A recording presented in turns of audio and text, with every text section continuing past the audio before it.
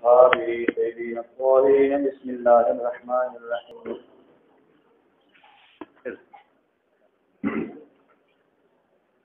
بسم الله الرحمن الرحيم. باب فرض الوضوء والصلاة يحتسبه. باب دې په بیان د فضیلت د اوداسه کې او باب دې په بیان د مانده کې ورستر اوداسنه او د سوشي نه اوداسه په ورستا نو دې د منځ وایا وفي قال حدثنا قتيبة بن سعيد وعمر بن محمد بن ابي شيبة وإسحاق بن ابراهيم الحنظلي ولفظ لقتيبة قال إسحاق أخبرنا وقال لا قال حدثنا جرير عن شعيب بن عقبة عن أبي عمرو عن المولى عثمان قال سمعت عثمان بن عفان وهو في ملائكة المسجد فجاء بمسجد عثمان ابن عفان رضي الله تعالى عنه وما أولدني دا مولاد عثمان وی عمران ما ولدني عثمان بن عفان وهو في المسجد دا په پنا د چاتو د مسجد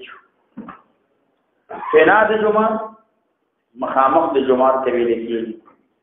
یا جوار چا شافر د جمعه ته ویل کیږي د جمعه په خوا فجاءه المؤذن مؤذن راغی لنا فدعا بوضوء فتوضا ثم قال والله ما ذكرتني فلا باني لأحدثنكم حديثا وقام خاطا بيانه يو حديث لا دين معلومه شوا بغیر د ضرورتنا بغیر د دینه دا نسوب مطالبه د قسم کی د تاکید د کلام د بارا بغیر د ضرورت نه قسم کړی نو قسم خوراک دا چاهیے قسم خوراک دا روان دی ورته ولولا کچته نو یو آیات د الله تبارک وتعالى په کتاب کې ما حدثتکم ما بد حدیث تاسو ته نو بیان کړي د حدیث باندې نو بیان کړي هغه آیات دا دی بعروض آیات ان الذين يكتمون ما انزلنا من البينات والهدى من بعد ما بيناه للناس معنا دا ده ک الله تبارک وتعالى چې چاته الله علم ورکړي وي نو الله په فاغي باندې د علم ابلاغ رسول دا واجب کړی دا لازم کړی دي زد پدی باندې حدیث نه ما چې تاسو ته حدیث بیان کوم یا زما احادیث ډیر ذکر شي یا زوی چې د مفسرین په حدیث کې رسم زما دا غرض نه دی خدا مې غرض دی چې قران حکیم کې الله وایي چې چا الله علم ورکړي وي دا علم ابلاغ په هغه باندې لازم او ضروري دی بنا په دې آیات باندې زه تاسو ته د حدیث ذکر کوم چې په خدمت علم کې بیا ویلي سمعت رسول الله صلی الله علیه وسلم یقول لا يتوضا رجل مسلم فيحسن وضوء معنا ده ټول صفات د اوداس کامل اوداس کې د آداب او رعایت مو کې د آداب او لحاظ مو کې نو اوداس خاصه دې حدیث نه معلومي چې آداب د اوداس دا بدک د دې شرطونه بدک اوداس کې به احتیاط او بل اوداس چې کې په داسې طریقې باندې کوشش وکړي چې د ټول علماو په نسبت باندې اتفاقی اوداس اختلاف کې د سروینه مثلا شروع کې بسم الله و یمیت او دا توکا مدمدین استنشاق او استنثار او ټول سر کې د نو مسکا وونه مسکا همدارنګ اندامونه مسکا پر لپسي او د سوکا تدابو او پر لپسي واره کې وکا ها چې ټول علماو په نسبت باندې کوم مستحبات ورته وي که سنن ورته وي که مستحب ورته خو ته اتیان په باندې وکا دا به د ټول علماو په مذهب او په مسلک باندې د اودس لکه استيعاب دی وکړه د هغه ائمه په نسبت باندې چې استيعاب پر دې د په مذهب باندې عمل نه نیت دي چې وکړه د هغه ائمه په نسبت باندې چې نیت په کې ضروري هغه باندې عمل دارا موالات دی وکړه پر لپسواله دی وکړه سوچ موالات شوی عمل کرا ترتیب دی وکړه د هغه مذهب باندې چې څوک ترتیب لازم یا عمل کرا یعنی معنا خیاستو کل اودسو ويصلي صلاه الا غفر له ما بينه وبين الصلاه التي تليه یہ سره منذ کی بیا مگر الله تبارک وتعالى انسان ته مغفرت ما بينه وبين الصلاه التي تليه ما بین دې او د کون کې او په ما بین د هغه مانده کې تلیها چې هغه دې تلیزیره چې ورسته دا روان کوم او د هغه ورسته روان التي تليها حتى يصليها الفاظ متاکر راغلي کوم دې ته نږدې دي تر دې پورې چې هغه وکړي د دې په مابین کې الله په واړو ګناهونه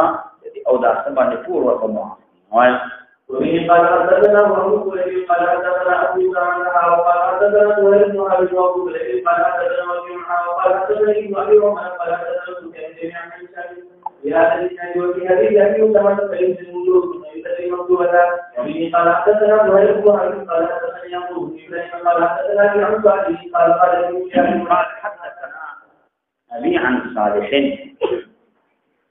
بدي سند کې سرور تابعین دي بعضو د بعضو نرویت دا نقل کوي او دا کوي دویم په دې سند کې دا باندې دا روایت د اکابر دی د اصحاب دغه صالح روایت کوي د زهرینا صالح ابن کیسان د اکبر سنن د چانه د زهرینا او دا غین روایت دا نقل وایا ولكن عمر بن عبد الله عنه قال كلمة عثمان رضي الله عنه قال والله لو حدثنا ابن حبيب والله لولا آية في كتاب الله لعبدتهم إني سمعت رسول الله صلى الله عليه وسلم يقول لا يتوكل رسول فيرسله قوم من يصلي الصلاة إلا كتب له ما بينه وبين الصلاة التي تليها قال عمر ألا إن الذين يقولون ما أنزلنا من البينات والهدى إلى قوله دلته چې کوم ګناهونه انسان کړی دي او سرایر او واړه ګناهونه انسان کړی دي الله تبارک وتعالى او داس باندې چې صحیح او د سکی د آداب او لحاظ ساتي او امدارنګا کامل او د سکی چې کوم صفت بیان ده او داس دې باغی باندې بیان وکي الله ور پرواله ګناهونه آیا وفي قال حدثنا عبد الله بن حجاج بن شعيب الى عن ابي وليد قال حدثني ابو الوليد قال حدثني ابن عمرو بن سعيد بن العاص قال حدثني ابي عن ابي قال كنت عند عثمان فدعوته فقال سمعت رسول الله صلى الله عليه وسلم يقول ما من كل مسلم كتابه صلاه مكتوبه فيسلم دعاء والدعاء الا كان كفاره بما قال رسول الله تبارك الذي ما لم تؤت كبيره تصوت دي نوي کړي کبیره وذالک الدهر كله تو سوچ کبیره دا نه دا کفاره ګرځي ما قبل د ذنوب او ګناهونو لپاره معلوم تو څه کوي معنا دا چې ګناهونه ټول معاف کیږي کبائر نه معاف کیږي کبائر دا نه معاف کیږي د دې معنا دا نه دا چې ذنوب مغفرت کیږي د ګناهونو تر څو چې دې کبیره نه کړي کبیره وکړه به صغائر الله نه معاف دا معنا نه معنا دا چې ګناهونه صغائر ټول معاف کیږي کبائر نه معاف کیږي کتا ګناه کبیره وکړه بیا چې صغائر او داسه باندې معاف کیږي خو کبائر معاف کیږي دا په توبه باندې او داسه باندې نه معاف او زمونږ د اهل سنت والجماعت دا مسلک مذهب دی چې کبائر دا په دوه سيزونو معاف کیږي یو په توبه باندې معاف کیږي بل د الله رحمت او د الله په فضل باندې معاف کیږي دا دې کړي هاو دا دې کړي هاو دا دې کړي هاو ورته تاسو دې کړي وي ټول درته معاف دي دا د الله فضل کرم دی نو فضل خداوند ټول میسر شو وعند ونعم برابر دا د الله فضل چې الله فضل یو په توبه باندې دا معاف کیږي نو دی وجنا ځکه چې تاسو ته درو نشي لري ای دنیا کې دروغ نه وي ځان عاجز کې نرم کې اولاد سنت طریقې باندې کېنی ناظر سے مفتهم سے داسې غرادری را نشي او سوري په خیمانه یما خدای چې خوشي شي وي دې تیر هیر نو الله ګناهونه معاف کړي نو کته غرادری معاف کړي نو سکیږي خیر دې هغه څه خبرې وکړي نو په ایمان وي تاسو به معاف کړي او کلاړي وزما ضرورت نه نظر کړي ولې نه نظر کړي ما او دې غیر نظر کړي نو ولا دې او دې غیر نظر نه منځي نه کاری ذکر الله په مخ کې بدمعشي کی انت خو پیږي چې وو دروغ هم نشي ویلې نو ډېر عاجزي او تجربه باندې وي الله فضل کرم او رحم دا انسان باندې بیا د اصلي کړي د دنیا ډنډ دې لړۍ ټول مطلب معاف ولا نو دې باندې وګونهونه دا او دا وایي ګناهونه معافي وذالک دهر كله یعنی دا ګناه دا مستمر دی په ټول زمانه کې دا تر خاص زمانه پر خاص دا نه دی هر وخت د اوقاتنا په هر زمانہ هر ټیم کې او د سکی الله تبارک وتعالى ګناهونه دا معاف کوي لیکن دا شرط ساتي او د سو کې خشوع کې رکوع سجدا دا وکي د مخ کې د پاره ګناهونو د پاره دا ګرځي دا حدیث کې دا کړه د ټول ګناهونو کفاره ګرځي بل حدیث کې راځي چې تا او د سو په نبی رسول نحو وضوء ثم صلى ركعتين لا يحدث ما فيه ما نفسه نو دا سي خبرې چې د ماده متعلق نه وي هغه ځین ترانه وسني نو الله تعالی مخکینی ګناهونه معاف بل ورته کوي غفر له ما بينه وبين الصلاه التي تليها بلکې روایت کې راځي من توضأها كذا غفر لما تقدم من ذنبه تاسو او د څه ګناهونه معافي ها او دا څنګه ټول ګناهونه معاف نو دا جمعه ته منډه ولي جمعه ته دي مونږ کوي په دې باندې څه معاف یو خل د ګناهونه پاتې نه دي ورسته روایت کې راځي ودا جمعه ته چې دي دا مونږ کې دا څه شي دي نافله دا زیات دي دا ورته پر الله تعالی درجات دا وځي بل روایت کې راځي چې پنځه منځونه د هر یو مابین کې دا په مابین کې دا کفاره نو معنا دا ده یک اشاره دی کړه ظاهر دا سوال چې او داس ته وکاو او داس ګناهونه معاف دا مونږ سره سم دي ته ګناهونه پاتې او امدارنګه چې مونږ دی وکاو ګناهونه معاف حدیث کې راځي چې یو جمعې نه بل جمعې په جمعې مونږ کې پجام باندې ګناهونه معاف دي یو رمضان نه بل رمضان په لوګي دا د هغه کفاره ګرځي صوم عرفه دا د دوه کلو ګناهونه معاف کیږي یو کال مخکې یو کال دا الله پاک معاف کوي صوم عاشورا دا کفاره سنتين یو کال ګناهونه الله تبارک وتعالى معاف کوي او همدارنګه چې تامین د ملائکو امین د چا د ملائکو د امین سره موافق شي نو غفر له ما تقدم من ذنبه نو ګناهونه خو په داسې معاف شو مان ته پاتل شو مازه پاتې معاف شي عرفه روزي ته پاتل شو هغه باندې دوه کالونو ګناهونه معاف کیږي رمضان ته څه پاتې شو رمضان باندې معاف شو نو عاشوري باندې یو کال معاف کیږي دې باندې څه شعب او یو مون د بل باندې د پر بیا کفاره ګرځي دې معنا ده د حدیث او مقصد د پیغمبر علیه الصلاۃ والسلام وی چې دغه سيزونه چې ذکر شوی دا ټول د ګناهونو د پاره کفاره اوس کتا او دس کو صحیح طریقې باندې صغیر دا معاف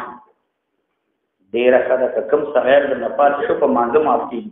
کم پاتې شو د یو مانځه نه بل پورې معاف کیږي کم پاتې شو جمعې نه جمعې پورې دا معاف کیږي کچیرتا ګناهونه ټول معاف شو په داسه په اعمال باندې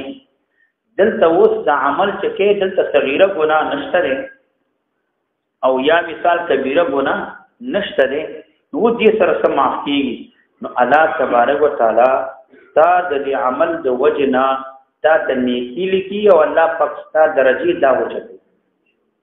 دې په دې تا ته نوري نیکی لیکي دې په دې باندې الله رفع د درجات استاد تا عمل صالح دالي اوس کدا عمل نه صغیره کو نشته ټول معاف شوی دي کبیره د غټه ګناه ده او صغیر هغه چې کوم دي اعمال هغه خو چې نو کبیره خورول نشي هغه معاف کیږي نه نو موږ وایو امید د الله نشتا چې ستا په عمل باندې الله تخفیف په صغیره کې داراو صغیره ډیره غټه ده او په دې سټک راغله ټک ټک ټک ټک ټک ټک لګ لګ لګ لګ دا کانه ماته ته نه ورده یو ځل کو نکیږي ځکه سټک وړو کې دی ورته ګناه ډیره غټه ده خو چې نور ګناهونه نه کې کبیرم دا یوي ټک ټک ټک حل حل اخره با الله تبارک وتعالى په دې غټه ګناه کې تخفیف راوړي ورور الله فضل کرم بلې چې دا غټه ګناه به صغائر دي اعمال باندې الله ختم نو دا فائدہ څه نو ومن قال حدثنا قتيبة بن سعيد وعمر بن عمرو الذي قال حدثنا عبد العزيز وهو المسلم عن سيد عن عمر ولو كان ثلاثين كان عقل رضي الله عنه يوسف ثم قال إنا نبي يتحدثون عن رسول الله صلى الله عليه وسلم أحاديثا لا أدري لا إلا أني رأيت رسول الله صلى الله عليه وسلم سوداء الشهور هذا ثم قال من سوداء هذا قبل له ما تقدم من ذنبه وكان صلاته تاسو ګناونه ته معافي ده ما ته شروان جمعه تروان کی سره سکیږي نافله او پرویز ابن عبد الله راضي اته تزران عثمان بن عفان نه پتا وایي وفيه قال حدثنا قتيبة بن سعيد وابو بكر بن ابي شيبة وزهير بن حرب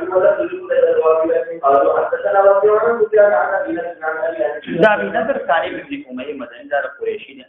او ابو انس بن مالك بن ابي عامر اصبحي دا مدینه منوره نو اذر علم توضع ان عثمان توضع في المقاعد ومقاعد کې مقاعد دا دکانونه د حضرت عثمان دلانو د کو سره په خوا کې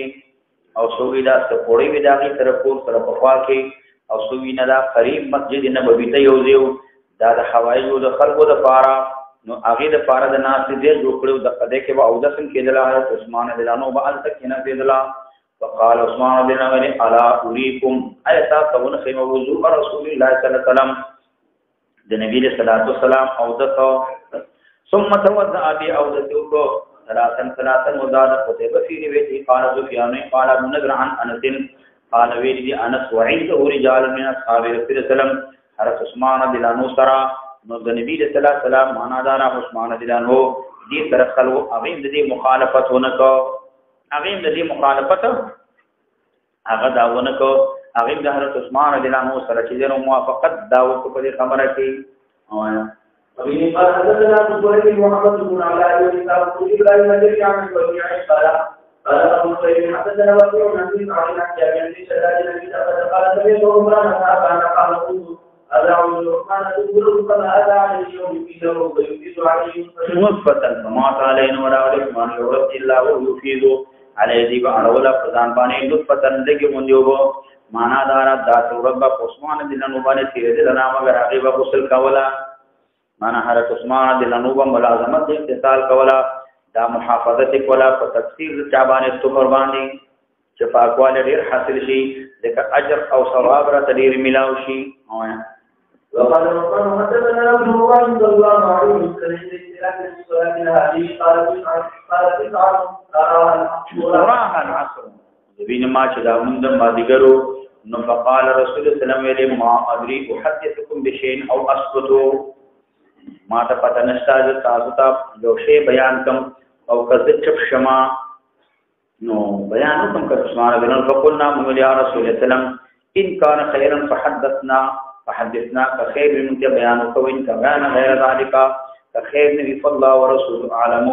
الله پاک تبارک وتعالى پیغمبر علیہ السلام خپيږي نو دا احتمال لري معنا دا نبی علیہ السلام ما ته پته نه لګي چې زما ذکر ستاسو لپاره د حدیث په دې زمانہ کې د کوم مصلحت وی او کني وی د حدیث ورته بیانو د کوم مصلحت وی کني خو به نبی علیہ السلام ته مصلحت فل حل صار شو دیو جن پیغمبر اسلام حدیث بیان کو ولی دغه په دې کې ترغیب دی په طهارت کې فانواع د طاعات کې نو دغه دا بیان وکړو او سبب د توقف د پیغمبر اول ولې بیان نه اول نبی اسلام ذکر توقف وکړو ذکر نبی اسلام یو فساد نه ویریدلا دا جنا چې دا ډېر په ذکر کم نو خلب توکل وکي اعتماد کو کې اعمال بکري خو به پیغمبر علیہ السلام په دې کې مصلحت ولیدل پچا کې په تحديث کې مصلحت ولیدل نو ته بیان ها صحابه ویلي چې ته خیر کې بیان وکا نو معنا دا کوم د فارق کې بشارت وي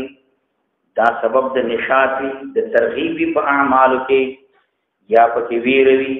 یا په کې نفرت وي د معاصی د مخالفاتونو نو بیان راته وکا چې موږ تیسو د خیر په عمل باندې او یا د ګناہوں نه د بدوی نه په باندې منشو او کله حدیث متعلق تر اعمال پوری نیوی ترغیب پکې نیوی ترغیب پکې نیوی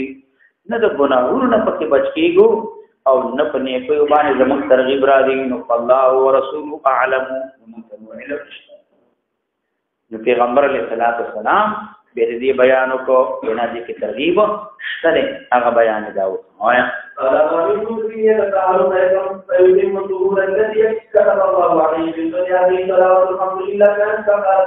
ما بینهم داروي دې کې دا فائدہ دا چې طهور چې الله تبارک وتعالى کوم لیکل لري معنا دا چې تا استثمار کو په او دا کې په طهارت د اعضاء واجب باندې سنن پرې خلو مستحبات پرې خلو دا فضیلت دې هم ورته حاصلېږي نه کپودا کې د مستحبات سنت طریقو د بیان د فضیلت ملاويږي ځکه چې الله کوم اودس مقرر کړي هغه اودس کې معنا دا مخلاصونه په خې مسبانه کارو ته بدل ویلا نور دینه ما سوا نور فيزونه چې جنو مرمزه ده انشاء ده استنصار ده غسل د کفینو د رسول دا ټول سيزونه پرې بیان د فضیلت ملاويږي البته کيو سړی راتل په سنت باندې کې په مستحبات باندې کې شک نشته ده چې دا اودس کامل ده او دا اودس اشد تکفیرا دا د ګناهونو د پاره ډېر زیات کفاره دا ډېر کفاره د ګناهونو د پاره دا وګرځيږي هوایا وی قال حدثنا عمر بن معاذ قال حدثنا قال حدثنا محمد بن قال حدثنا محمد بن جعفر قال حدثنا يقال وانت الذي سأل الصالح رحمه الله قال يحدث أبا بكر في هذا المسجد في أن عثمان بن عفان رضي الله تعالى عنه قال رسول الله صلى الله عليه وسلم كما أمر الله تعالى صلوات الرسول فقال بينهم معاذ وليس في هذه الكتب في إيمانك نشتري في حديث شاكد غندر کی دا غندر دا لقب دا محمد بن جعفر بصری دے د کدیبا په مسجد د ابن جوره داغه په مجلس کې ډیر سوالونه کولا ناغي ورته ویلي ما پوری دیا غندر یا غندر اساس اراده دا غندر اصل کې شور کوونکې ته ویلي کېږي معنا دا ډیر څه اصول کې هر وخت دې شروع کړی وینو په غندر باندې مشهور شو نشتا په حدیث غندر کې په امارت بشر او ذکر د مکتوبات او فرق اشاره مخکراله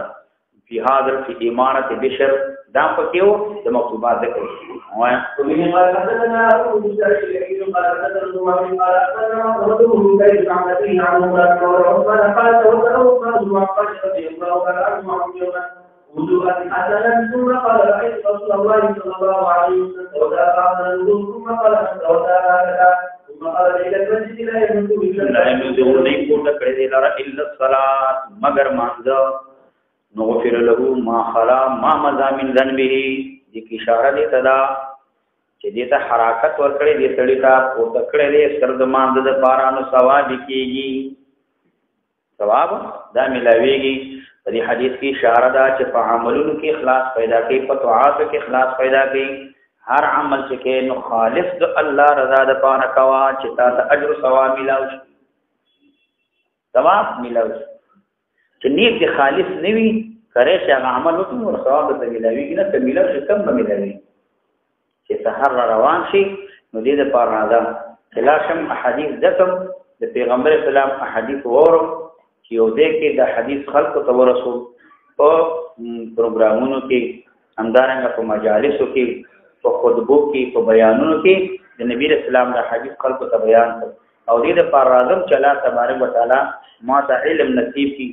او نو بستا ته ثوابونه لیکلي او که سحر رواني کې د لپاره چې راځه لا څومره کلاړو چې د نه شنه ناظری ورکړي نو ثواب یې نکړي ذکر ته دې لپاره ډیر راغله چې علم حاصل کړي دا ضروري ده ګور نو کاذری وی نو ازری کې کاذری نو درځي نه دې ثواب ملاويږي نه په دې ثواب نه دې حدیث کې اشاره دي ته چې هر عمل کې محض اخلاص په هغه عمل خالص الله تبارک وتعالى لپاره دا نو چې راځلم د دوه قسم مشکل باندې ناس نو چې ما د ګورم نو صحیح مطلب پلانې دي پاس ګرلی کې او تسبینیو یو هغه یو بل نو واسه کله مې نه چې راځنه پیژنو یو لا چې نو هغه تعالی پاس ګرلی کې ناس انشته کنه یو بل نو سره نو ما وری نو زه په پیژنم نو زه دې څه ما ورته نه بهر رنگي چې خواهی جامه می پوش من اندازې قدر میشنه نو ما ورته چاره کوي موږ په پیژنو نه نه څه کې چاره موږ ونه پیژنو نو یادار چې دا د ضروري اړتیا خو نو واخله شي انا دې سره بیا راوړي نو هغه نه دا سره شوي کې نشي نن به وانه نه او دا ثواب دي کې ثواب نه کی چې خالص د الله رضا ده پاره شي دې لپاره چې علم حاصل کوم د نبی اسلام احادیث اورم دې کومه کې خدلو کې ثواب دي د کولو کې ثواب دي بل چاته رسولو کې ثواب داده په دې کړل دیو هغه معمولی ټکا پټه دې به سبق نه کوي یا سبق ادا کوي ولې سب یا په معنی راغلی ولې یا دغه پروګرام یا دغه یا په دې سبق نه کوي اوس ملمنو رابطه کولو ضرور کار ضرور مدرسې ته راځو د ګاډي کې ناس مالکی د پورته ورش مځونی بجې بدل سلورو ټلیفونو پورې موجود دا مليونی بجې مدرسې ته راشي د کوم وخت وځي مالي مشکلات سبق نه خراب نو هغه نو دغه څه اوس خو بلدي کسانو دا یو خمشر عالم دی موږ نو یو شل کاله مشه پاره ملا دا څه کار دی خبره راځم مالي پورته راشي یغه مخوبو که خمه دونی بجې بدل دونی مې زه کولای چې صدل ترازی نه 2 بجې خلاصي نیمه غنټه باندې سره کومه وګورئ باندې لاړ کله اوس به تیر شي وکړي وي کو انتظار ویناش اوس کومو یاره دا خپکیږي او مثال دا دی روزانه دا چې واقعات دي بیا سبق نه کیږي یعنی د سبق په مقابل کې نو بیگا چې دنه پرونه دوی باندې کې سړی ویل ما درې لورګان ختمونه دي جمعې مقتدیم دي او زوی وعده مې نه مالي وخت نشته دی شپې داسې میلاد کو مونږ دا کو سبا روټي د چادري مالي را شپې هم نشو د لري ورځې نشو سبقونه د لس بجې لسې مزدان ته او مدرسې ته ځم خیر خو سمره ویلې نو مالي مشکلات دي کیږي نه ودا کو پاغه کو ګاډي بارو مالي ټیم نشته د چې نیمه بجې درشه مرغو مېرې ته نو بیا بل څه وخت پرېدل نه کیږي وې زوی مې قاری دی او دغه جمعه کې امام دی معنا دا راکته چې هغه ته نه وي نو زوی مې قاری دی ملا دغه جمعه کې امام دی یعنی هغه په خاطر باندې راشي مالې زوی دی الله په کامیاب لاره دی جمعه کې الله دې نه علم شنی روان کیږي نه شفاعت نو خبرې مې دې پورې کوله چې اوس معمولی کار شي یاره دغه خبره دراځه سبق لري نن دغه کار سبق لري نن دغه کار سبق لري نن دغه کار سبق لري دې کې مشکلات نه کیږي سبق دې ته توجه کې دې ته وخت ورکې چې ټول ځان سبق ته ورنه کې دستا ورته ته ځان نه درکې دا علم ډېر یادی شي دی دا ډېر تکلیفي شي دی کدا سبق په غیر حاضری باندې سړی ملا کېدلې نو مانځو ټول دکانداران به اوس ملایان وو هغوی مټول سولې دی پاتې ملایان نه دي خو سبقونه قضا شوي خو سبقونه نه دي ویلې غیر حاضري یې کړې ده خو که دوی ټول لاغلي مدرسې ته اول نه حاضري کړې وې د الله زور کالن ټول به ملایان نه وو خو غیر حاضري یې کړې ده ټول عوام پاتې نو چې ته غیر حاضري کې نو بیا ملاکېږي چېرته ملا نو وایم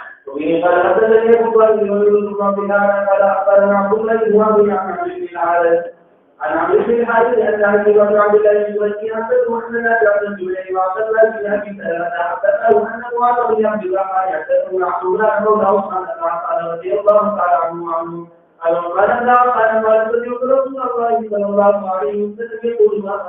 لا بالتفاق من توسع الصلاة الأسرى وأسبغ الوضوء كاملا ثم مشى إلى الصلاة المكتوبة فصلى معنا أو مع الجماعة أو في المسجد غفر الله له ذنوبه الله تبارک وتعالى ټول ګناهونه دا معاف کړي دا ټول ګناهونه دي سند کې حکیم ابن عبد الله قریشی کې کوم سند دي چې ضرور تابعین دی بعض نه بعض نه نو سره حکیم تابعین نافع دا هم تابعین معاذ تابعین او حمران نو دا هم تابعین بعض د بعض او چې موږ وکي ګوره جماعت کې وکي یا د خلق سره معنا دا چې خلق سره وکي د جمع مونږ کې جماعت کې وکي نو بیا د جمع مونږ په جماعت کې وکي نو تاسو به دا فضیلت لري ګورئ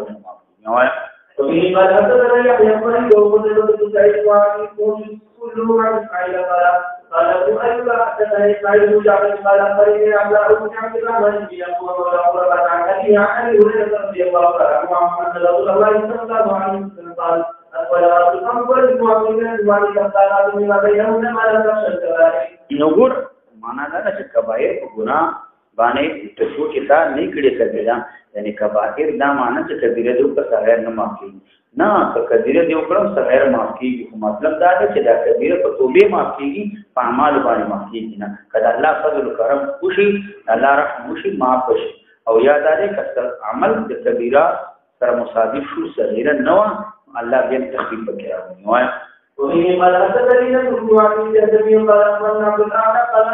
حدثنا هشام عن محمد عن ابي هريره رضي الله تعالى عنه عن النبي صلى الله عليه وسلم قال الصلاه الخمس وبالذي وعد الصلاه فيما بينهما وبه قال حدثني ابو بكر وهارون بن سعيد قال حدثنا ابو بكر عن انه مرض اذا قالوا لذلك حدثوا عن ابي هريره رضي الله تعالى عنه ان رسول الله صلى الله عليه وسلم كان يقول الصلاه الخمس والجمعه الى الجمعه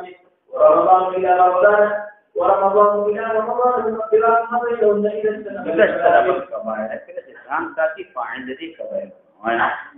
باب ذكر المستحبات. باب بيان ذكر المستحب في ورثة أوداس. أوداس بكي أوداس سنة ورثة بكم ذكر كي نبي صلى الله عليه وسلم استحقار. قال حدثني محمد بن عاصم بن ميمون قال حدثنا عبد الرحمن بن مهدي قال حدثنا معاوية بن زيد عن ابي عبد الله عن ابي سيد القولاني عن مصطفى عليه قال وحدثني ابو قال عن انه بدي السند دا معاوية بن صالح ربيعة بن يزيد نربكي أغدا بدريس خولانينا دوبي بن عامر قال وحدثنا ابو عثمان عن جبير بن نفير عن عقبة بن عامر دلتا